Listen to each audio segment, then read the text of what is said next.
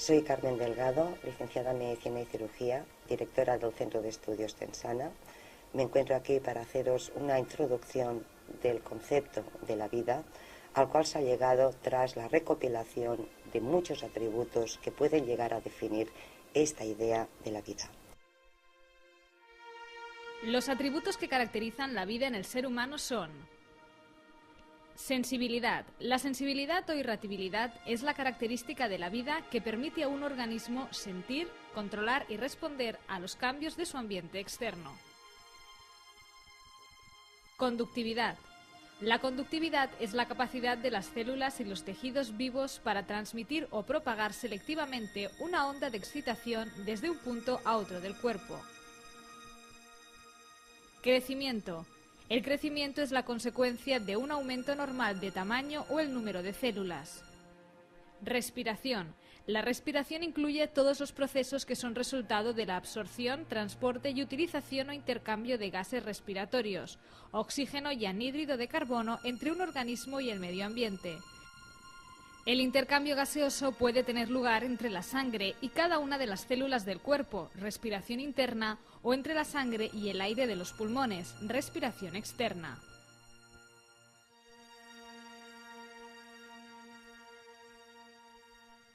Nutrición. La nutrición es el proceso por el cual los alimentos son desdoblados en sustancias más simples que pasan a la sangre y son utilizadas por las células del organismo. Secreción. La secreción es la producción y liberación de sustancias con funciones específicas, como los jugos digestivos y las hormonas, para las distintas funciones corporales. Excreción. La excreción consiste en la eliminación de los productos de desechos producidos durante muchas funciones orgánicas. Circulación. La circulación es el movimiento entre una parte del cuerpo y otra de los líquidos orgánicos y otras muchas sustancias. Reproducción. La reproducción consiste en la formación de un nuevo sujeto y también en la formación de nuevas células mediante la división celular en el cuerpo para permitir el crecimiento, la reparación de las heridas y la sustitución regular de las células muertas o envejecidas. Cada una de estas características de la vida está relacionada por la combinación de una serie de reacciones físicas y químicas que en conjunto van a recibir el nombre de metabolismo. Un ser vivo es un sistema en equilibrio en el que existe una coordinación de todas las reacciones químicas que en él tienen lugar, metabolismo, para lograr una autoconservación y una autorreproducción.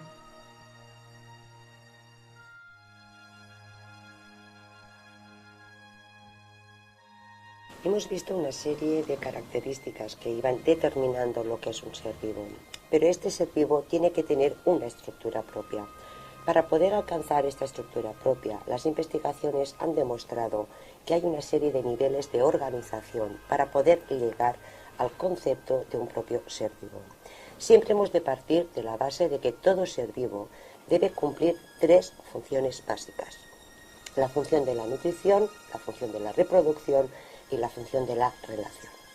Para poder llegar a tener una estructura adecuada para poder realizar estas funciones de vida, hemos de ver que se realizan una serie de fases. Una primera fase o nivel le llamaríamos el nivel atómico, el cual es la unión o la estructuración de pequeños elementos llamados átomos o bioelementos que se van a agrupar entre ellos, se van a coordinar y a conjuntar para dar un segundo nivel que llamaremos el nivel molecular. Estas moléculas por sí mismas no tienen una función determinada, deben organizarse entre ellas, deben conjuntarse para poder dar el tercer nivel, el que llamamos el propio nivel celular. Este sí que ya es el primer nivel de vida, con estas capacidades que hemos comentado de relación, nutrición y reproducción. A su vez, estas pequeñas estructuras de vida propia se reorganizan entre ellas, dándonos el siguiente nivel, que es el nivel llamado nivel hístico o de los tejidos. De este modo podemos ir formando ya los tejidos de lo que será un gran y nuevo ser. Los tejidos por sí mismos tienen funciones independientes, pero reorganizados entre ellos alcanzamos el siguiente nivel, que es el nivel de los órganos, que ya presentan en conjunto funciones mucho más complejas y funciones mucho más importantes para el gran pluricelular o ser más grande del que vamos a tener que hablar. Estos órganos, que tienen funciones independientes cada uno, a su vez se reorganizan entre sí mismos para llegar al último nivel, que es el nivel de los sistemas. Todos los sistemas conjuntados unos con otros y apoyándose en sus funciones dan lugar a lo que conocemos como el hombre en todas sus funciones vitales. El nivel de organización más sencillo de la materia viva es el de los bioelementos, es decir, el de los elementos presentes en los seres vivos. Hay más de 100 bloques químicos de construcción de la naturaleza, llamados átomos. Son diminutas esferas de materia tan pequeñas que son invisibles. Todo ente material de nuestro universo, incluido el cuerpo humano, está formado por átomos. Destacan como formadores de materia viva el carbono, el oxígeno, el hidrógeno, el nitrógeno, el fósforo y el azufre. En menos proporción, pero con la misma intensidad de función, destacan el calcio, el sodio, el potasio, el magnesio, el cloro y otros muchos más que se hallan en el organismo en un porcentaje muy pequeño y reciben el nombre de oligoelementos. Nivel molecular o de las biomoléculas. Este segundo nivel de organización está formado por varios átomos combinados entre sí, formando estructuras químicas más grandes denominadas moléculas. Entre las moléculas del ser vivo destacan el agua, las sales minerales, los hidratos de carbono, los lípidos o grasas, las proteínas y las vitaminas. Nivel celular. Las complejas relaciones que existen entre átomos y moléculas de la materia viva dan lugar a la célula. Las células son las unidades estructurales más pequeñas y numerosas que poseen y muestran las características básicas de la sustancia viva. Es decir, presentan la capacidad de reproducirse, nutrirse y relacionarse entre ellas por sus funciones. El cálculo correspondiente a un cuerpo humano adulto de unos 70 kilos sitúa una cifra de 100 billones de células. Nivel hístico.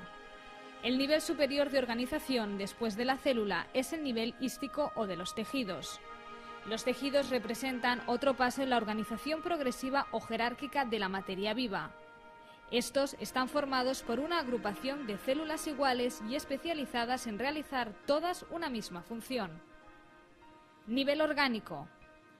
Los tejidos rara vez existen aislados. Por el contrario, juntos forman órganos que representan unidades operativas independientes, pero funcionalmente complejas.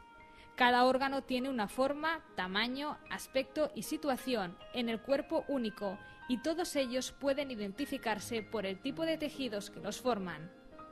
Los pulmones, corazón, cerebro, riñones, hígado y bazo son ejemplos de órganos. Nivel sistémico. El nivel sistémico de organización incluye un número y clase variables de órganos, dispuestos de modo que todos juntos pueden realizar funciones corporales muy complejas. Los sistemas del organismo se pueden clasificar en los siguientes. Sistema encargado de la protección externa, el sistema tegumentario. La piel o sistema tegumentario es fundamental para la supervivencia. Su función principal es la protección. Protege todo el cuerpo frente a la invasión por microorganismos nocivos y las agresiones del exterior.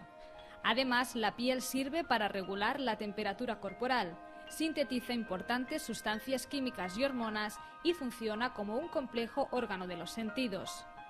El sistema tegumentario está formado por la piel y sus anejos, pelo, uñas y glándulas especiales, glándulas sebáceas y sudoríparas. Sistemas encargados del soporte y movimiento. Aparato esquelético. Está formado por huesos y los tejidos relacionados como el cartílago y los ligamentos que juntos proporcionan al cuerpo un marco rígido de soporte y protección. Además, el sistema esquelético hace posible el movimiento gracias a las articulaciones. Los huesos también sirven como reserva para el almacenamiento mineral e intervienen en la hematopoiesis o formación de las células de la sangre. Aparato muscular. Cada uno de los músculos constituye un órgano del aparato muscular. Además de los músculos voluntarios o esqueléticos, que tienen capacidad para contraerse cuando son estimulados y están bajo control consciente, el sistema muscular también contiene músculos lisos o involuntarios, así como el músculo cardíaco del corazón.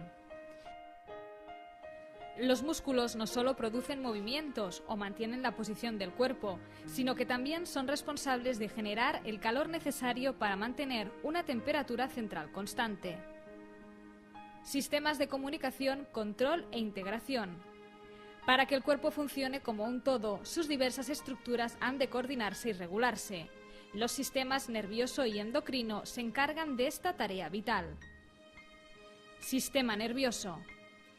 El cerebro, la médula espinal y los nervios son los órganos que se encargan de la comunicación, la integración y el control de las funciones orgánicas. Estas funciones se realizan mediante la generación, transmisión, interpretación y reconocimiento de los impulsos especializados. El impulso nervioso es lo que permite el control rápido y exacto de las diversas funciones corporales. Los elementos del sistema nervioso sensitivo sirven para reconocer determinados estímulos, como la luz, la presión o la temperatura, que afectan al cuerpo. Pueden entonces producirse estímulos nerviosos para transportar esta información al cerebro, donde es analizada y donde se generan los estímulos nerviosos motores para provocar la contracción muscular o los estímulos secretores para que las glándulas segreguen. Sistema endocrino. El sistema endocrino está constituido por glándulas especiales que segregan directamente a la sangre sustancias químicas denominadas hormonas. Las glándulas son los órganos del sistema endocrino y realizan las mismas funciones generales que el sistema nervioso, es decir, comunicación, integración y control. El sistema nervioso proporciona un control rápido y breve mediante los impulsos nerviosos de desplazamiento rápido. En cambio, el sistema endocrino desarrolla un control más lento, pero más duradero, mediante la secreción de hormonas. Las hormonas son los principales reguladores del metabolismo, crecimiento y desarrollo y muchas otras actividades del cuerpo. Sistemas de transporte y defensa. Para que todas las células del cuerpo se beneficien de las funciones orgánicas especializadas, por ejemplo, la ingestión de alimento o la excreción de desechos, ha de existir una red que permita la distribución de sustancias de un lado a otro entre el nivel orgánico y el nivel celular. La red de distribución del cuerpo es el aparato cardiovascular.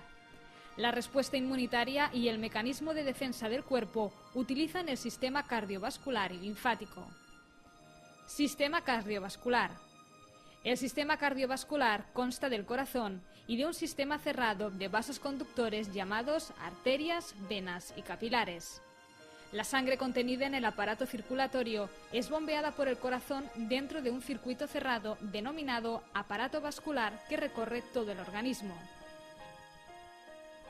La principal función del aparato cardiovascular es el transporte del oxígeno y anhídrido de carbono, de los nutrientes, hormonas, productos de desecho y otras importantes sustancias. Sistema linfático. Este sistema está constituido por la linfa, los vasos linfáticos, los ganglios linfáticos y órganos linfáticos especializados como el timo y el bazo. Las funciones del sistema linfático son el movimiento de líquidos y de ciertas grandes moléculas, como las proteínas, desde los tejidos hasta la sangre, así como el movimiento de nutrientes relacionados con la grasa desde el tubo digestivo, donde son absorbidos de la circulación general. Sistema inmunitario. La respuesta inmunitaria está íntimamente implicada con el sistema linfático. Sin embargo, en lugar de un grupo de órganos especializados, se dice que el sistema inmunitario es un sistema funcional. Está formado por células y moléculas especializadas que confieren protección y resistencia frente a la enfermedad. La capacidad de resistir infecciones, para luchar contra el cáncer y muchos tipos de enfermedades, se basa en el correcto funcionamiento de nuestro sistema linfático y en la inmunidad. Sistemas de elaboración, regulación y mantenimiento. Los nutrientes y el oxígeno se aportan a las células a cambio de los productos de desecho, que son eliminados gracias a los aparatos respiratorios, digestivo y urinario. De este modo contribuyen al mantenimiento de un ambiente estable para las células del cuerpo. Aparato respiratorio. Los órganos del aparato respiratorio son la nariz, la faringe, la laringe, la tráquea, los bronquios y los pulmones. Juntos, estos órganos permiten el movimiento del aire a los diminutos sacos de pared fina de los pulmones, denominados alveolos. Es en los alveolos donde el oxígeno del aire es intercambiado por el producto de desecho de las células, el anhídrido de carbono, que es transportado a los pulmones por la sangre, de modo que pueda ser eliminado del organismo. Aparato digestivo. Los numerosos órganos del aparato digestivo son la boca, la faringe, el esófago, el estómago, el intestino delgado, el intestino grueso, el recto y el conducto anal. Estos órganos forman un tubo abierto por ambos extremos al que se denomina aparato gastrointestinal. Los órganos accesorios de la digestión contribuyen al correcto funcionamiento de todo el sistema, pero no forman parte del aparato gastrointestinal propiamente. Estos órganos son los dientes, la lengua, las glándulas salivares, el hígado, la vesícula biliar y el páncreas.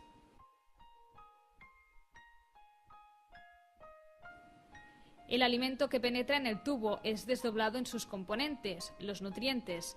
Estos se absorben pasando a la sangre y los restos no digeridos se eliminan del cuerpo como materia de desecho, llamado heces. Aparato urinario. Los órganos componentes de este aparato son los dos riñones, los uréteres, la vejiga y la uretra. Los riñones funcionan para aclarar o limpiar la sangre de los numerosos productos de desecho que se producen continuamente por el metabolismo de los alimentos en las células del cuerpo.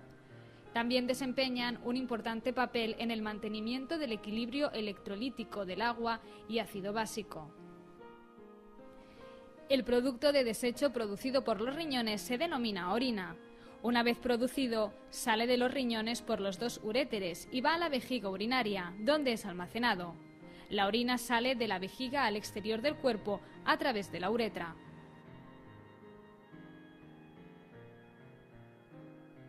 Sistemas de reproducción y desarrollo. Los aparatos reproductores de hombres y mujeres se combinan para asegurar la concepción y el desarrollo de la descendencia. El correcto funcionamiento del aparato reproductor garantiza la supervivencia del código genético de cada ser vivo. Además, el aparato reproductor segrega las hormonas sexuales que permiten desarrollar los caracteres sexuales. En el hombre, los órganos de la reproducción están formados por las gónadas o testículos, que producen células sexuales. Una serie de conductos genitales, incluido el conducto deferente y la uretra. Las glándulas accesorias que aportan secreciones importantes para la función reproductora, como la glándula prostática. Las estructuras de soporte, como el pene y el escroto. Funcionando como un conjunto, estas estructuras producen, transportan e introducen el semen en el aparato reproductor de la mujer, donde tiene lugar la fertilización. Las gónadas femeninas son los ovarios. Los órganos accesorios son el útero, las trompas uterinas, de falopio y la vagina. Las mamas o glándulas mamarias también se clasifican como órganos sexuales externos, accesorios y encargados de la alimentación del nuevo ser. Los órganos de la reproducción de la mujer producen células sexuales u óvulos, reciben las células sexuales masculinas y permiten su fertilización y transporte al útero y el desarrollo, nacimiento y nutrición de la descendencia.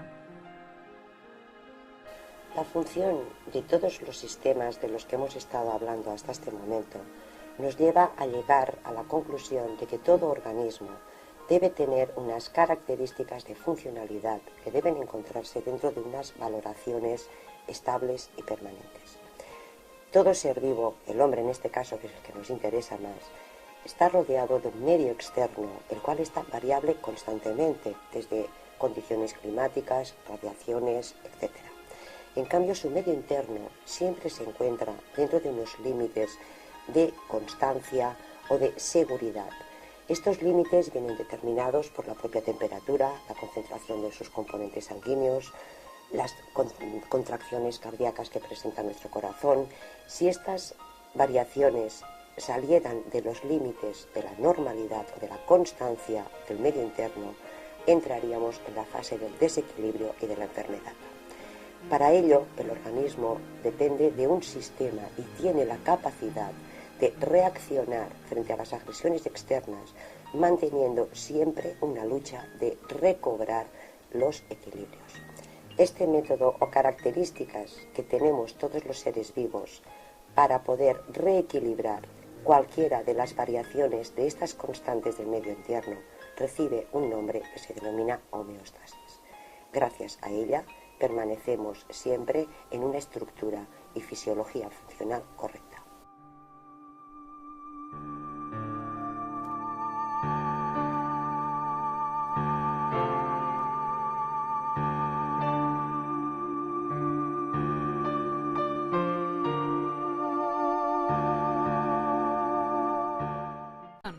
La secreción es la producción y liberación de sustancias con funciones específicas, como los jugos digestivos y las hormonas, para las distintas funciones corporales.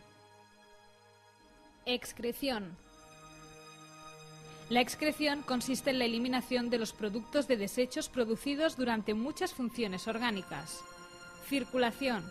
La circulación es el movimiento entre una parte del cuerpo y otra de los líquidos orgánicos y otras muchas sustancias. Reproducción. La reproducción consiste en la formación de un nuevo sujeto.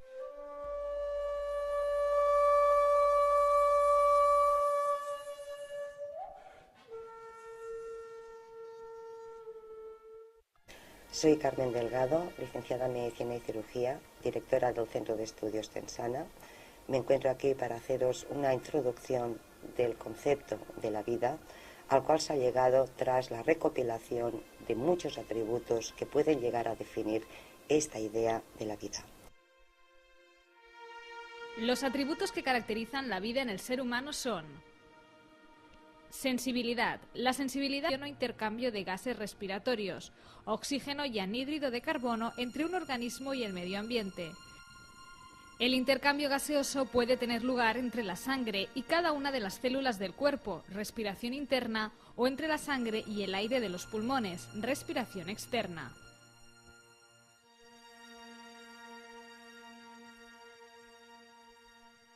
Nutrición. La nutrición es el proceso por el cual los alimentos son desdoblados en sustancias más simples que pasan a la sangre y son utilizadas por las células del organismo. Secreción.